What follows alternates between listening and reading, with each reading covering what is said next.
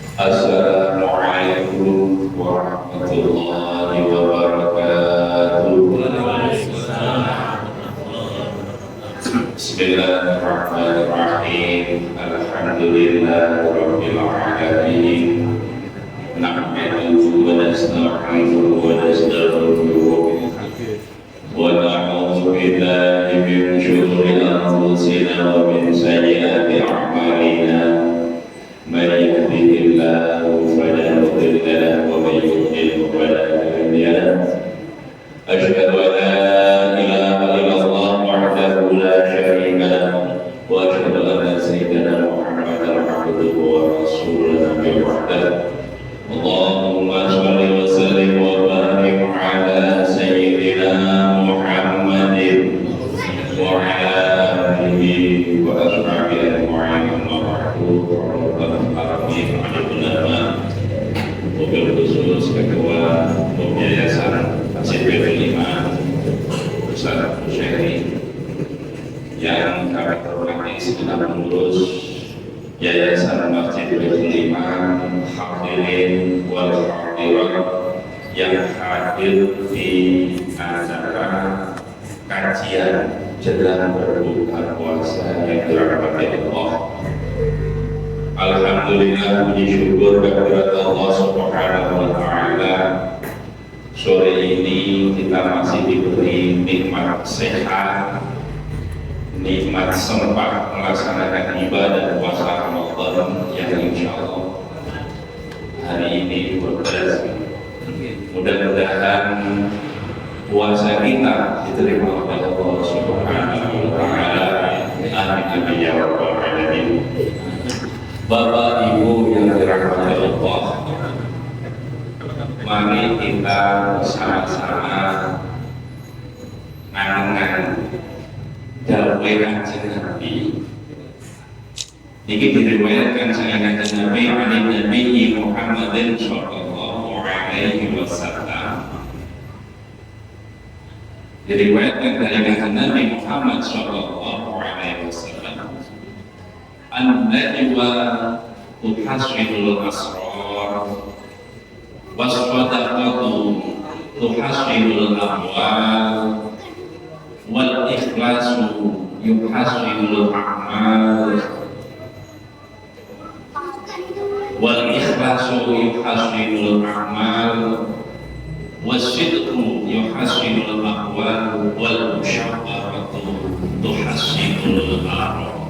Jadi ada 5 perkara yang bisa menjaga 5 perkara. Yang pertama adalah an-najwa tuhasinul asrar.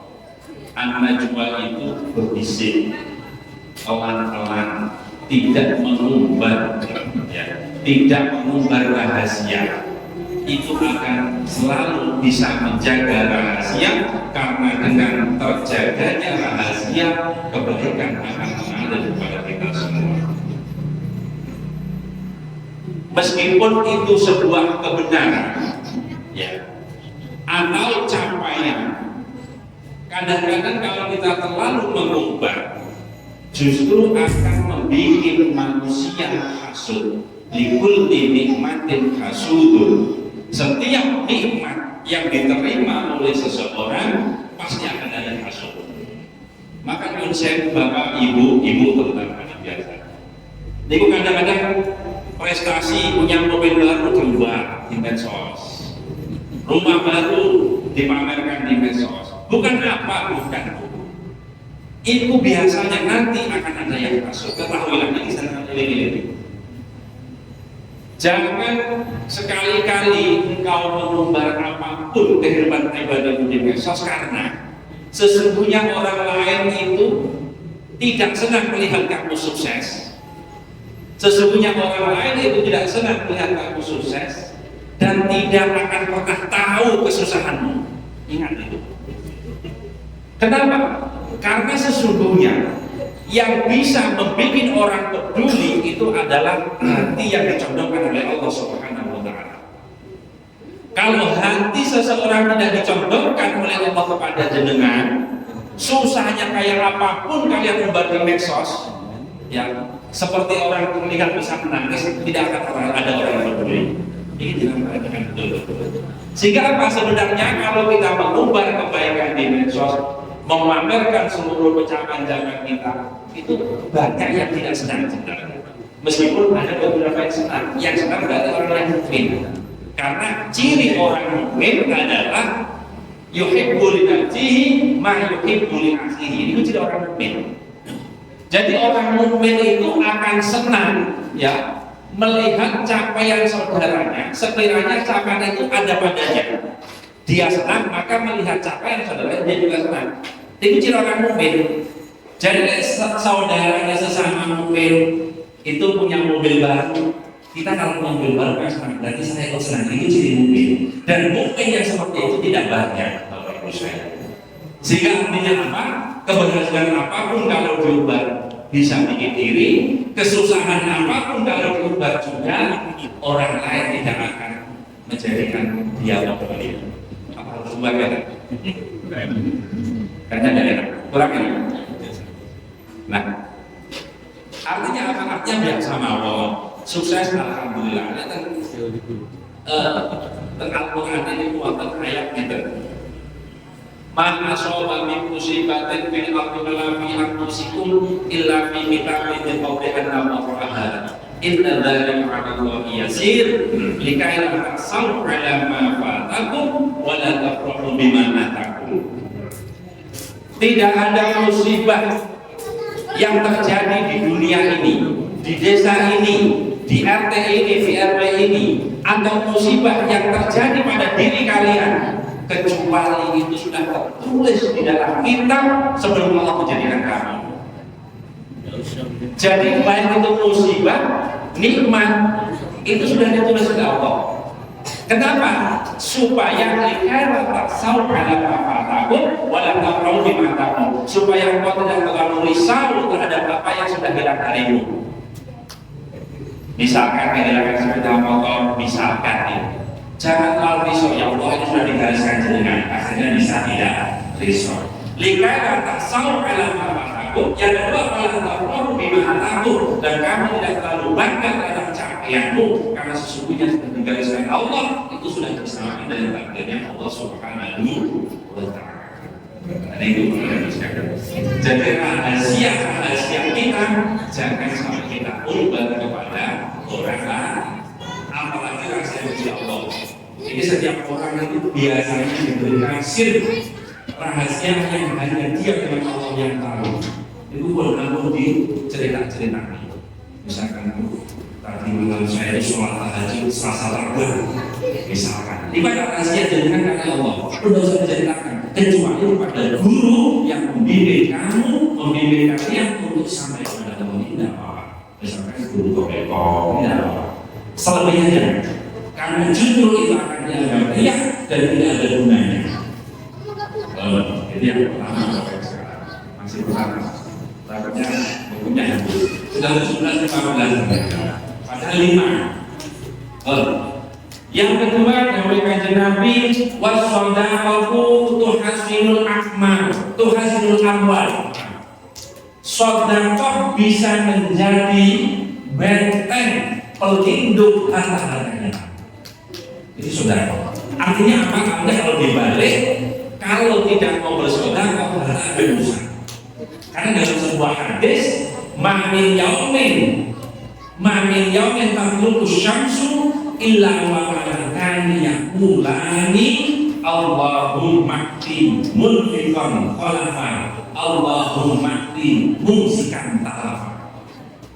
Tidak ada hari di situ langit, tidak ada hari di situ matahari terbit kecuali ada dua malaikat yang selalu berdoa. Ya Allah, yang satu berdoa Allahumma ati munfiqan khalafa. Ya Allah, berikanlah ganti kepada orang yang mau berinfak.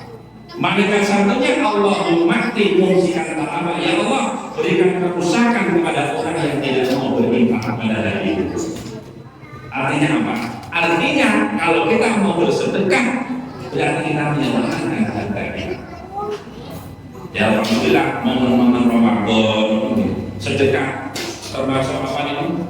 Takjil itu mumpung Ramadan ini sebagai penjaga. Sedekah itu ada dua Bapak Ibu. Satu sedekah wajib yang berwujud zakat, baik zakatul mal atau zakatul fitrah. Selebihnya adalah sedekah tatawwu, yaitu sedekah sunnah. Selebih selain dari zakat. Bapak yang dirahmati Allah. Jadi kita dengan bersedekah menginfakkan, menurut saya Bapak Ibu, infak itu ibarat sebuah tanggul. Tanggul itu kalau tidak pernah dibuka kerannya, itu airnya tetap penuh, tetapi airnya menjadi kotor, bagian penuh.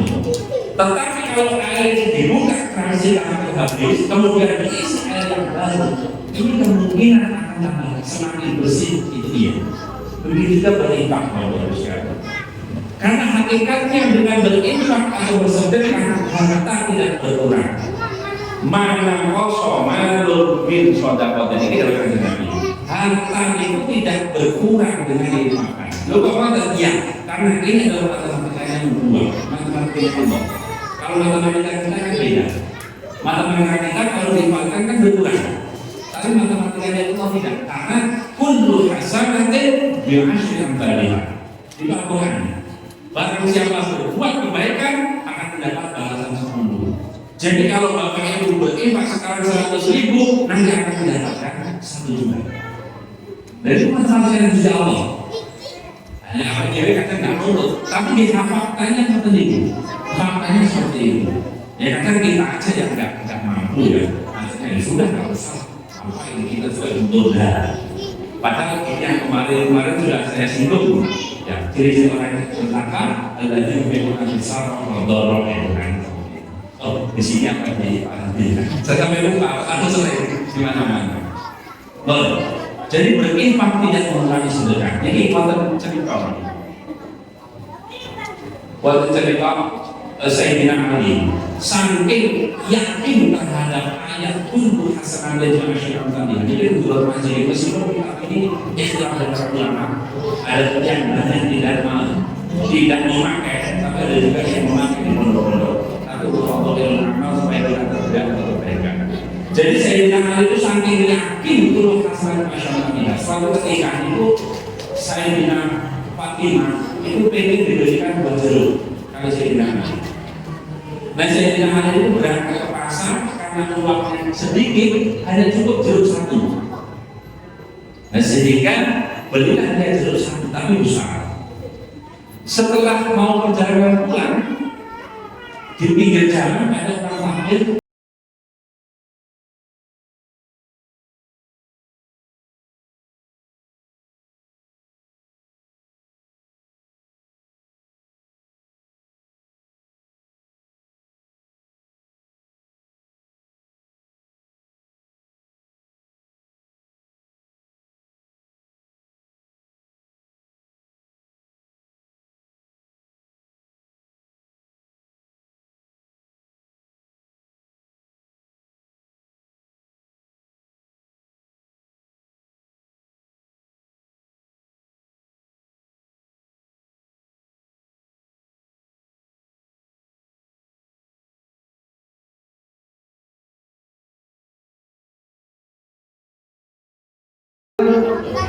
Oke.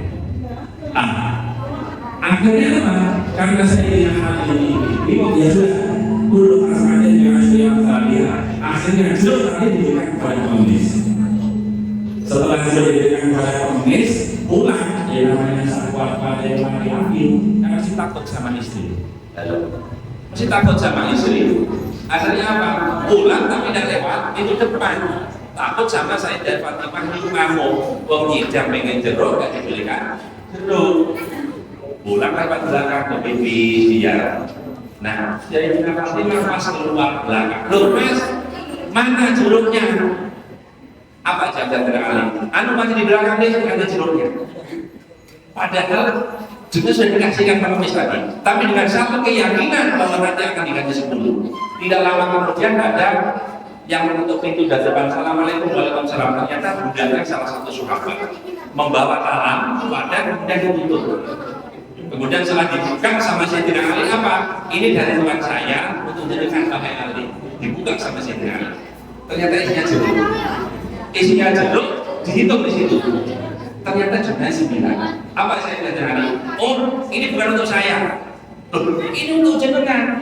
Karena Tuhan saya menyuruh untuk berikan sampean. Enggak, bukan untuk saya. Kalau untuk saya harusnya jumlahnya 10. Ini cuma 9. Apa jawabannya tadi? Mohon maaf yang satu saya makan di jalan. Ini saking yakin kullu hasanatin bi asyri amsalih. Setiap kebaikan akan dibalas dengan 10. Maka mana kosomalun min shadaqatin, kalau harta disedekahkan itu akan bertambah. Kalau saya sedekah habis bilang, ya berarti utamanya yang saya dijual pasti berlipat ganda. Dan itu pasti sedekah tidak ada yang kembali, pasti. Bapak Ibu yang dirahmati Allah, itu yang kedua. Yang ketiga, wal ikhlasu yuhassinul a'mal. Ikhlas itu menjaga kemurnian, menjaga keselamatan amal kita. Dalam demikian al-a'malu suwarun qa'imatun wa arba'uha wujudu sifil ikhlas. Amal itu ibarat patung atau gambar-gambar yang diam. Rohnya itu adalah adanya ikhlas di situ. Jadi apa? Jadi kalau amal tidak ada ikhlas di dalamnya, berarti seperti orang mati, seperti patung. Tidak ada roh di situ. Artinya apa? Artinya bahwa dengan ikhlas itu amal itu terjaga dhahirul batin untuk bisa sampai kepada Allah Subhanahu wa taala. Kemudian Nasaihul Iman itu menjelaskan pada poin ini ada 3 tingkatan ikhlas. Ini masih termasuk ikhlas. Padahal yang ketiga sebenarnya menurut saya tidak ikhlas, tapi masih dikatakan ikhlas. Tingkatan pertama ini yang paling tinggi. Orang beramal karena hanya ingin, karena ini perintah Allah, li'idharil ubudiyah, li'idharil rububiyah. Jadi melahirkan bahwa saya seorang hamba, wajibannya beramal. Tidak memikirkan surga atau neraka. Itu yang paling tinggi Bapak Ibu sekalian. Pokoknya Gusti Allah perintah, sholat, aku sholat. Surga neraka urusan Gusti Allah. Yang penting Gusti Allah itu pangeran, wajib disembah. Aku hamba, wajib menyembah yang menyembah. Itu tingkatan tertinggi. Itu ikhlasul arifin. Yang kedua tingkatan bawahnya, orang beramal supaya ingin masuk surga atau dijauhkan dari neraka atau nikmat akhirat. Itu tingkatan kedua. Boleh masih ikhlas. Karena apa? Karena banyak ayat-ayat Al-Quran yang menjelaskan bahwa amal soleh nanti balasannya surga. Barang siapa melakukan keburukan balasannya neraka. Itu seperti itu. Sehingga melakukan amal soleh supaya masuk surga itu masih dalam taraf ikhlas. Ya nanti kalau misalkan dengan amal masuk surga itu balasannya jenengan. Yang ketiga, beramal itu masih ikhlas menurut Rasulullah. Beramal supaya ingin mendapatkan balasan di dunia, baca Fatihah supaya rezeki lancar, sholat duha supaya gajinya lancar. Nah itu berarti kalau sampai kalau kita semua tingkatan yang ketiga, kalau pengen melakukan amal kemudian sudah mendapat balasan di dunia, nanti jangan menagih di akhirat. Karena Allah Subhanahu wa taala sudah memberikan di dunia sesuai dengan apa yang kamu niatkan. Nah, ketika ini sebenarnya masih masuk dalam tatanan ikhlas, masuk ikhlas. Jika masih boleh. Tapi yang ketiga ini kalau bisa digare kalau bisa. Kenapa? Karena kita melakukan urusan ibadah hanya untuk urusan dunia yang fana. Semua dunia itu fana itu akan sejak, tidak tahan lama. Kalau urusan dunia untuk akhirat masih boleh, karena akhirat itu abadi. Maka masih battle of battle, jadi masih masih subut lah kita sholat supaya surga itu subut. Tapi kita sholat dulu supaya rezeki lancar, tidak usah sholat pun dikasih Pak. Mama minta batin bin arti ila ala rizquha. Allah itu pasti akan kasih rezeki. Nah, lagi nanti 30 kita selesaikan kurang menit. Allah pasti kasih. Maksudnya kan ada 9. Allah pasti kasih. Jadi apapun Wa ma min dabbatin fil ardi illa 'ala rizqiha. Apapun makhluk hidup di bumi ini pasti Allah kasih rezeki. Jadi hakikatnya kita nggak usah amal untuk dunia pun Allah sudah kasih. Yang penting kita hubungan baik dengan Allah, kita perbaiki, urusan dunia pasti ikut. Ini yang ketiga. Yang ketiga adalah al-ikhlas, di mana al-ikhlas di situ bisa menjaga amal kita supaya murni sehingga bisa diterima Allah Subhanahu wa Ta'ala. Kemudian yang keempat, wasidqu yuhassinul aqwal. Perkataan yang jujur itu bisa menjaga perkataan, bisa menjaga ucapan-ucapan kita untuk diterima oleh masyarakat. Karena sekali seseorang itu berbohong, maka yang diingat adalah kebohongan. Sifat manusia diapi 1000 kali, disakiti sekali, itu yang teringat sakitnya. Benar apa betul, Bu? Oke, Pak, hati-hati Pak. Jangan kowe bojone 1000 kali, nggih. Terus kowe aneh konangan, yayang-yayangan karo si dia. Wes setiap ngobrol, saya aman ora, eling. Bahkan 10 tahun masih eling.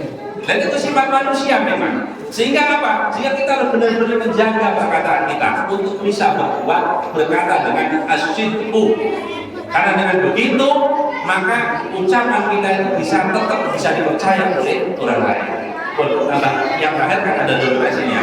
Yang terakhir wal musyawaratu hasilul arah. Musyawarah bisa menjaga pendapat kita untuk diterima. Karena kalau otoriter, orang itu kalau otoriter sebagai orang tua misalkan bapak otoriter itu biasanya kadang-kadang ada beberapa yang diterima tapi blunder karena tidak berani. Tapi kalau kita musyawarah di dalam keluarga, itu akan ketemu titik temu. Dan dalam taklim itu, Kanjeng Nabi itu musyawarah hatta hawajal baiti. Sehingga kebutuhan rumah tangga itu ada musyawarah. Mas, besok masak apa? Masak terong bawang itu. Kebutuhan rumah tangga itu musyawarah. Okay? Jadi musyawarah itu bisa menjaga pendapat-pendapat kita untuk bisa diterima oleh orang lain pun. Wallahu a'lam. Al-Fatihah.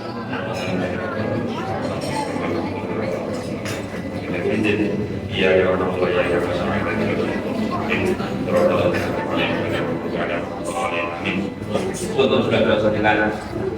Ini yang masa saya suka. Oke, baik. Yang bisa angkat tangan, nanti jawabannya. Saya kasih pertanyaan. Pertanyaan pertama, nanti belum pertanyaan sudah angkat tangan. Pertanyaan pertama.